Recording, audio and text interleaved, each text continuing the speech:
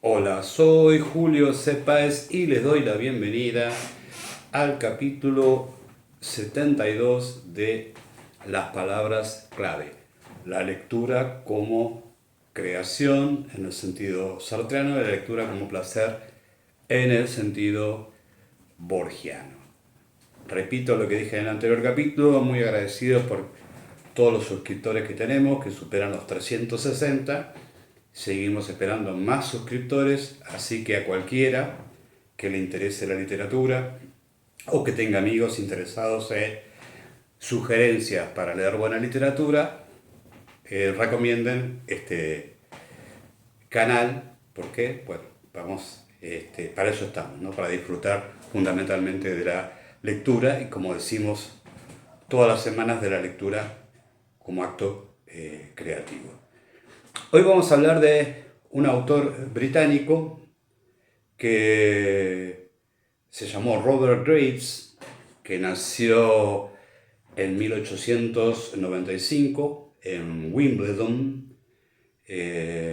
Hoy es, por lo que leí hoy, Wimbledon está incorporado al Gran Londres, y que falleció en 1985 en The Shah, en las Islas Baleares. Vivió gran parte de su vida en las Islas Baleares. Ella tenía toda una atracción por el mundo mediterráneo, que después se va a ver a lo largo de toda su obra, ¿no? O sea, coherente.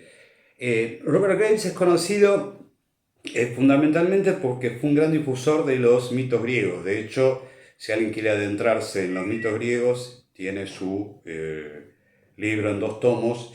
O sea, primero publicó uno, después lo amplió a 2 tomos y es un clásico. Si uno quiere leer sobre mitos griegos, es aconsejable leer la obra de Robert Graves. Y el otro texto que tiene Robert Graves, que también lo hizo muy famoso, es un texto que se presenta como un estudio histórico, pero tiene una forma más ficcional y ensayística, que es La diosa blanca.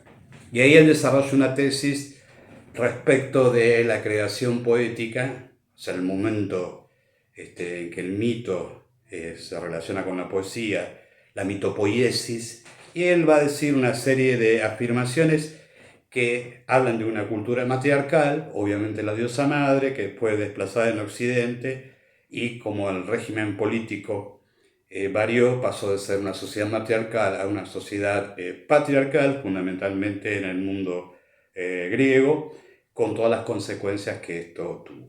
Hay un gran debate sobre eso, sobre la fundamentación histórica concreta de las afirmaciones de Robert Graves, que son bastante flojas. ¿Sí? Yo he leído parte de La diosa blanca y bueno, no tienen fundamento histórico concreto, sino que son más bien... a mí me hizo acordar cuando Borges inventaba mitologías digamos, también hay todo un debate de hasta qué punto Borges era erudito, hasta qué punto creaba, como todo escritor que crea mitos para fundamentar alguna opinión que en realidad era de él, pero bueno, que la llevaba a una antigüedad difusa. En el caso de Robert Graves, el libro es muy interesante como tema de discusión sobre la creación poética. Ahora, los fundamentos y las fuentes que cita son bastante, eh, digamos, bastante dudosas. Hay otros autores un poco malintencionados que dicen que en realidad él se había casado con una militante feminista y que la idea de la creación poética original en el mundo occidental a partir de una sociedad matriarcal y de una diosa madre estaba influido por esa pareja que tenía Robert Graves. No, no lo podemos fundamentar, pero lo decimos porque, bueno, se habló bastante de eso. Y la otra obra que escribió en 1934 Robert Graves, y que sin duda alguna es la que vamos a recomendar hoy, y que sin duda alguna son las mejores novelas históricas, una de las primeras novelas históricas que encuentra gran difusión en el mundo occidental, es este librito que tenemos acá, escrito en 1934, que es Yo Claudio, I Claudius, ¿sí? Que lo vamos a comentar hoy. Pero primero vamos a hablar un poquitito de la vida de Robert Graves. Como ya dije, había nacido en Wimbledon en 1895 y murió en Deschamps, en las Islas Baleares. En 1895 nació y falleció en 1985, o sea que vivió 90 años. Fue también de esa generación, junto con Tolkien, por ejemplo, que participó de la Primera Guerra Mundial. Que es interesante cómo gran parte de la élite intelectual inglesa, una gran parte de esa generación fallece en el frente occidental en la Primera Guerra Mundial. En el caso de Robert Graves, se alistó en los fusileros galeses, no bien empieza la guerra, en agosto de 1914, y entra como subteniente en comisión. O sea, los que tenían títulos, algún título, una formación secundaria completa y todavía no había empezado la universidad, era muy joven. Se va a 20 años, 19 años en realidad, piensen que había nacido en 1895 y se alista en agosto de 1914, era muy joven. La comisión inicial como oficial es subteniente, pero rápidamente, para 1915 ya llega al grado de capitán. ¿Y por qué? Y por la gran mortandad que había y la escasez de la oficialidad. Es herido en la batalla del Somme y, digamos, gravemente en la batalla del Somme, y eso lo retiran del frente. Y durante mucho tiempo, escribe poemas durante la guerra, que después esos poemas como no los volvió a editar. Sufre lo que entonces hoy se llama síndrome de estrés postraumático, pero en aquella época tenía el nombre de neurosis de guerra o la otra calificación que le daban era neurastenia, ¿sí?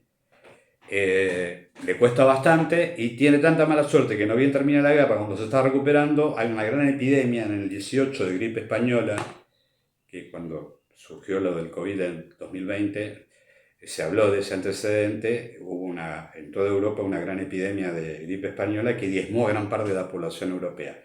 Robert Graves entonces zafa de la herida en la batalla del Somme y después encima sufre la gripe española. Dicen que algunos biógrafos que leí por ahí decían que, bueno, lo habían desahuciado 3 veces en su vida. No me acuerdo cuál fue la inicial, si fue una enfermedad infantil, después la herida, después la gripe española. Pero, para suerte de la literatura, Robert Graves sobrevivió.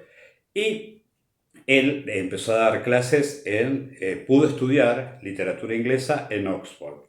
Y más tarde va a estar inclusive en el Cairo como enseñando literatura inglesa en la Universidad de El Cairo en 1926. Y un dato anecdótico, que el líder digamos, el movimiento descolonizador africano, Nasser, fue uno de los alumnos de Robert Graves en la Universidad del Cairo, o sea, fue alumno de Robert Graves. Bueno, después se va a establecer como escritor. Él va a escribir mucho. Nosotros nombramos los mitos griegos y nombramos La diosa blanca y Yo Claudio. Pero tiene volúmenes de cuentos, de memorias, y bueno, las obras más conocidas van a ser, obviamente, Yo Claudio, de 1934, Claudio el Dios y su esposa Mesalina, de 1935, Rey Jesús, La diosa blanca, los mitos judíos y los mitos griegos. O sea, él digamos, se va a establecer como escritor y digamos que en un primer momento se va a establecer en las Baleares, después con la Segunda Guerra Mundial va a volver un rato a la docencia y va a seguir escribiendo. Al cabo de la Segunda Guerra Mundial vuelve a su hogar en las Baleares y fallece ahí en Deschamps en 1985. ¿Sí? Cada tanto recibía gente que dicen que era bastante hospitalario, que lo iba a visitar o lo iba a entrevistar. Hay entrevistas muy interesantes, siempre obsesionado con la reflexión, con la creación poética y con la reflexión sobre la creación poética. ¿Sí? Bueno, nosotros vamos a hablar de Yo Claudio. Yo Claudio es obviamente una novela histórica. ¿sí? Una novela histórica que transcurre en el siglo I, ¿sí? Después del nacimiento de Cristo. ¿Sí? Para situarnos más o menos en la época, durante todo el siglo I antes de Cristo, hay una crisis, la República Romana entra en un periodo de crisis sostenido, ¿sí? Que va a tener diferentes momentos, ¿sí? Pero que pone en evidencia que el sistema, acuérdense que Roma siempre nunca llegó a ser una democracia, en realidad era más bien una oligarquía, donde los sectores dominantes, si bien había representaciones populares, el núcleo conservador estaba en el Senado. Va a haber, ¿sí? Diferentes partidos políticos, luchas políticas, de acuerdo a quienes querían darle más participación a los sectores populares o quienes preferían tener un orden cerrado. Y el proceso que se da al mismo tiempo es el crecimiento de la influencia de los líderes militares, ¿sí? Esto va a tener un primer momento con Mario, ¿sí? Que bueno, es ese movimiento, digamos, el ejército romano que empieza a ser tan poderoso como un factor que va a influir y va a desestabilizar la organización republicana, un momento de restauración del orden oligárquico con Sila, pero después la crisis definitiva de la República Romana que va a venir con, obviamente, Julio César, ¿sí? Que bueno, ya sabemos cómo terminó Julio César, asesinado en el Senado en los idus de marzo en el 44 a.C. Obviamente, Julio César va a dejar a su hijo adoptivo, Octavio Augusto, como uno de los líderes de otro triunvirato, del segundo triunvirato, y ahí lo tenemos a Marco Antonio, a Cleopatra, una nueva guerra civil, un enfrentamiento fundamental entre Marco Antonio y Octavio Augusto, que termina en la batalla de Accio y que deja con todo el poder a Octavio Augusto, ¿sí? Que si bien como el principal dirigente político de Roma, el princeps, el primero de todos, ¿sí? Todavía no se ha hablado con claridad, hay una línea difusa. Los romanos detestaban la idea de un monarca, de la monarquía. Entonces, el poder unipersonal de Octavio Augusto y los que los van a suceder, de Tiberio, de Calígula, inclusive Claudio mismo, se va a empezar a definir como un poder, como es lo que conocemos como imperio. En realidad, en Roma, imperium era el poder militar. Bueno, esa es la circunstancia histórica, una sociedad romana cambiante, con muchas crisis, y donde el sistema republicano lentamente y a veces veladamente es reemplazado por el nuevo sistema que es el imperio.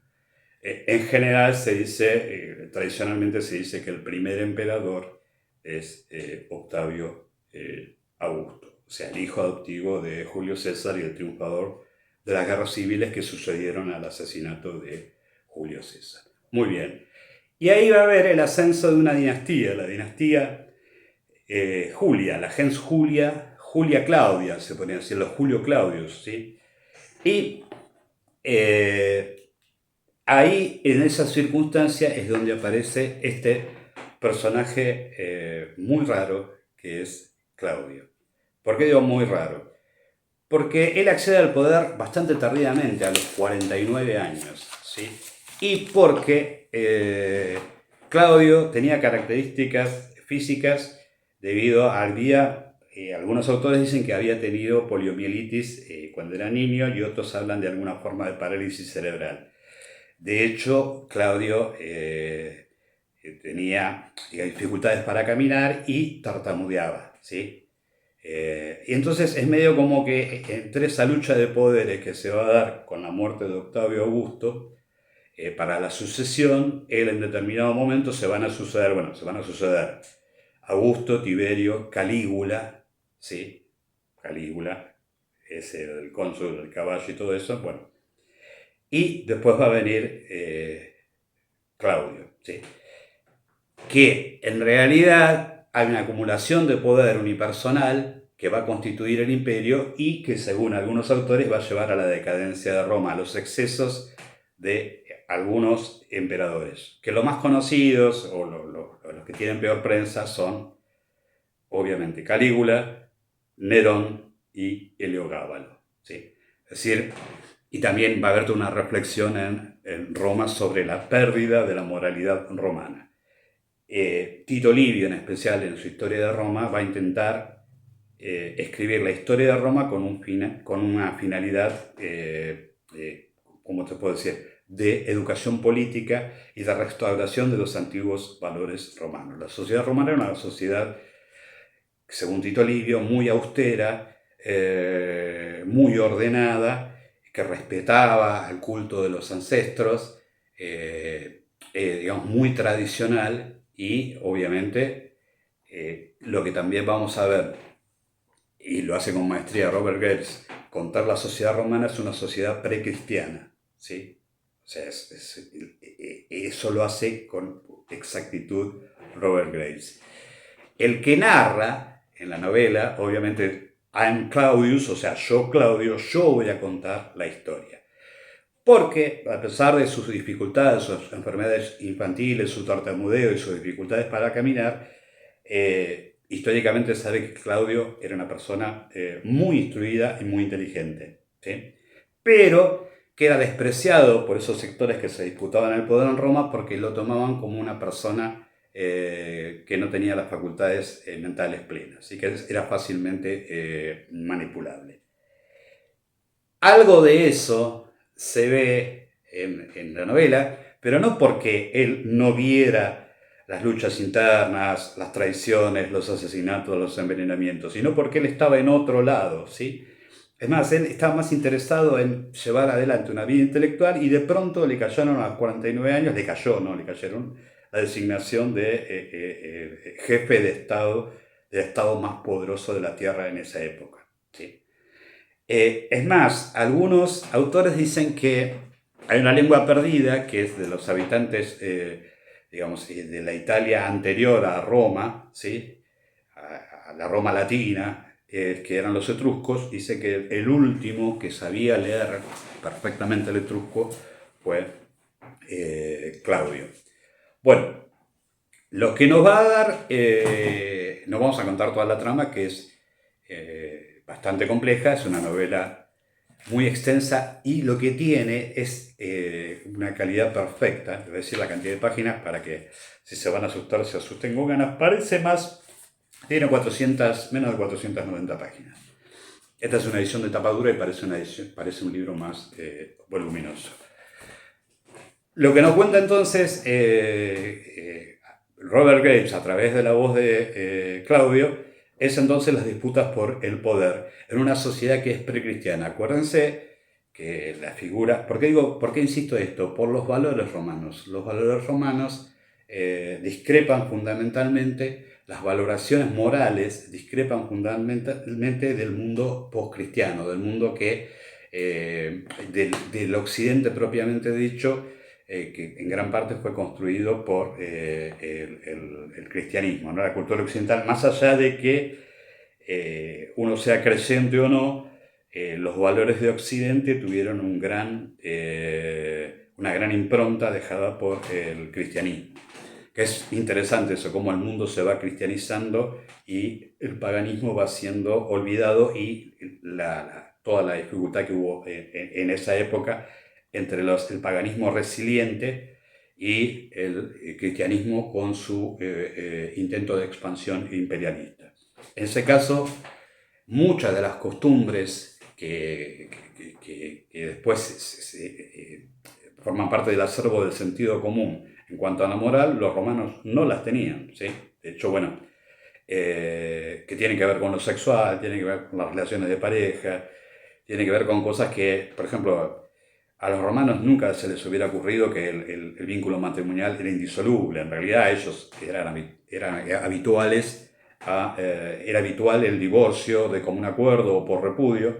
Es una sociedad también, esto es lo que llama la atención a la novela, que siendo la Roma una sociedad fuertemente patriarcal, y más la sociedad romana tradicional, a partir del imperio empieza a haber una mutación, ¿sí? Empieza a haber un poder femenino. Y de hecho, Eh, Claudio habla de Octavio Augusto, como una persona que en realidad, si bien quiere mantener la unidad política del imperio, todavía rescata algunas de las tradiciones republicanas. Y su esposa Livia, ¿sí? Su esposa Livia es la que intenta que la acumulación de poder por parte de Augusto sea mayor, o sea, que el imperio reemplace completamente a la república. O sea, Graves empieza a mostrar que en la pugna por el poder están las mujeres que son manipuladas por el patriarcado que quedó y las mujeres que se empiezan a dar cuenta que ellas pueden participar del poder del Estado. Obviamente que esto se da porque el Senado cada vez pierde menos poder, o sea, los sectores oligárquicos que, digamos, controlaban el poder absoluto, bueno, de hecho por eso el asesinato de Julio César, empiezan a perder fuerza. Y el poder político empieza a restringirse a un grupo cada vez más reducido, donde las alianzas, más allá de cuestiones políticas o principios políticos, tienen que ver con intereses personales. Eso está maravillosamente narrado en la novela. Hay toda una discusión respecto, obviamente, que no es una obra histórica, es una obra de ficción. Eh, para escribirla, Robert Graves utilizó como fuentes a 3 historiadores romanos, a Tácito, a Plutarco y a Suetonio. ¿Sí? O sea, pero después él desarrolla su imaginación para meterse en esa situación y obviamente él tiene una visión personal. Ojo, que hay una aclaración que hay un terreno medio ambiguo, que cuando se escriben biografías históricas, no novelas históricas, no ficciones históricas, siempre está la discusión sobre hasta qué punto se diferencia una novela histórica de una biografía histórica estricta.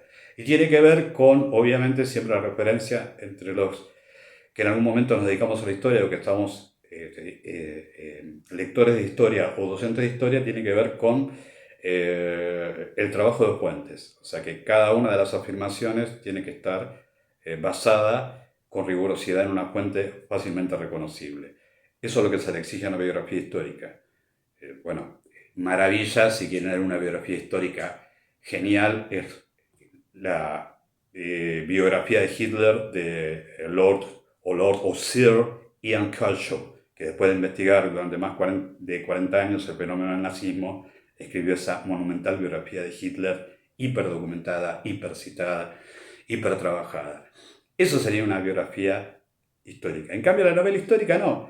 La novela histórica es un ejercicio de imaginación sobre algunos parámetros históricos, ¿sí? Y que obviamente la imaginación, que ojo, no es que en la biografía histórica el historiador se ve privado de la imaginación, no, tiene que también desarrollar un trabajo imaginativo, pero está ceñido por las fuentes. En el caso de la novela histórica, no. En realidad es el autor el que empieza a llenar huecos o a imaginar procesos que no aparecen en las fuentes. O sea, es un ejercicio intelectual de otro tipo. En conclusión, para terminar, para redondear esto y no extenderme, porque si no yo me conozco, voy a empezar a hacer digresiones que no tienen que ver o a contar la trama de la novela. Yo creo que es una excelente vía para imaginar el mundo romano y para pensar que algunas circunstancias en cuanto a las disputas por el poder, fundamentalmente en el ámbito de la organización de los estados, se repiten, que la condición humana es permanente, cambian ciertos aspectos, cambian, digamos, en términos marxistas, el modo de producción, acuérdense que esto, modo de producción capitalista, podemos decir, transcurre la novela, pero que las conductas humanas respecto de las relaciones de poder, la ambición, el deseo, lo erótico mezclado con lo político, son cuestiones que siguen importando y tienen un peso mayor o menor, pero siguen teniendo peso en las organizaciones políticas de todos los países del mundo, ¿sí? Y también tiene que ver con cómo los sectores dominantes a veces hacen alianzas que los benefician en conjunto y a veces hacen alianzas que los debilitan, ¿sí? Por forma parte de los errores, cálculos políticos erróneos, traiciones y demás. Lo que llama la atención, por eso lo dije yo, que es un mundo que todavía no está influido por los valores morales del cristianismo, o sea que uno entra en un ambiente que no ya digamos, porque hay grandes eventos que digan, bueno, ahí no hay una moralidad cristiana, bueno, la institución de los gladiadores o la esclavitud generalizada, sino en pequeñas conductas individuales que tienen que ver con que se rigen por otros valores. En el caso de esta época, encima con crisis de valores. Como dije antes, los valores tradicionales romanos están cuestionados. Algunos autores hablan de un relajamiento de la moral romana y siempre hay un responsable, ¿no? Porque dicen las influencias de Oriente, el lujo oriental, el consumo ostentoso, el desenfreno sexual eran una influencia oriental. No sé hasta qué punto eso es real, pero bueno, eso es lo que se plantea de alguna forma. Pero también hay que pensar que también el cristianismo es una influencia oriental si lo pensamos respecto a Roma y va a traer otros valores, otras consideraciones. Por eso yo recomiendo la lectura de I'm Claudius o Yo Claudio de Robert Graves, gran novela, fácil de leer, amena, ¿sí? Está escrita maravillosamente por Robert Graves y no parece que hubiera sido escrita en 1934. Gran novela. De aparente fácil lectura, pero que después tiene sus sutilezas y uno se va metiendo en esa historia de Claudio. Y uno sigue otra maravilla de la habilidad de Robert Graves, que creo que él simpatizaba con Claudio, y uno, a medida que va leyendo y enterándose de todo lo que cuenta, lo va sintiendo una afinidad, un afecto hacia Claudio, Claudio, como decía, pobre, que en realidad se burlaban de él por su tartamudez. Bueno, buena suerte, buena lectura y hasta la próxima.